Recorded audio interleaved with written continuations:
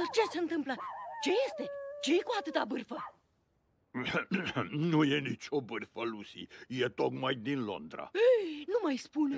Ei, 15 căței furați? Nu e niciun cățel pe aici. Nelly a născut ultima, iar a ei sunt mari acum. Păi atunci să spunem mai departe. Depinde de mine să-l anunț pe colonel.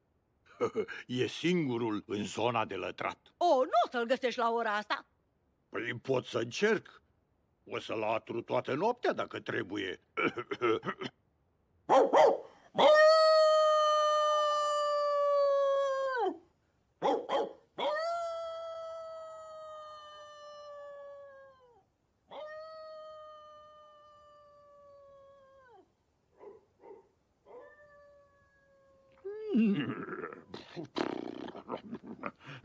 Pare bătrânul Tauser. Este alerta. Sergent? Sergent Tibbs? Am spus sergent!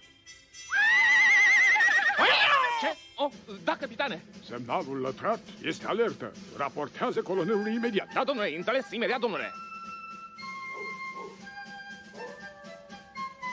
Colonele? Am spus colonele? Domnule? Colonele? Colonele? Cine e acolo? Sergent Tibbs raportează. Tibbs?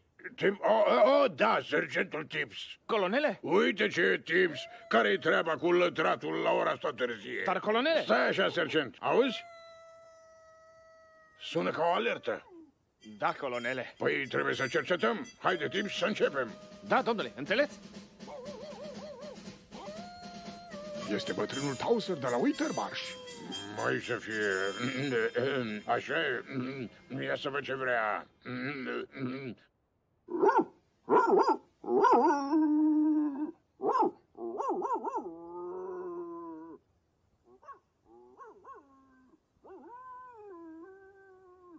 E colonelul. Chiar el, bătrânul. Vrea mesajul. Trebuie să-l spui tare și clar, altfel n-ajunge.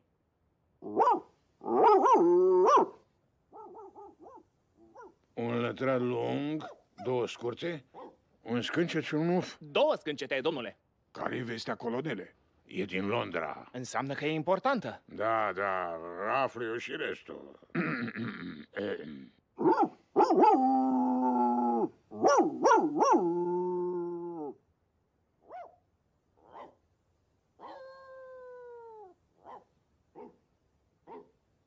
Sună ca un număr. 3 de 5 e 13.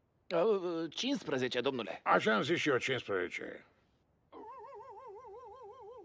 Da, punct, pată, pătați, cănițe, căpițe. Oh, nu, căței.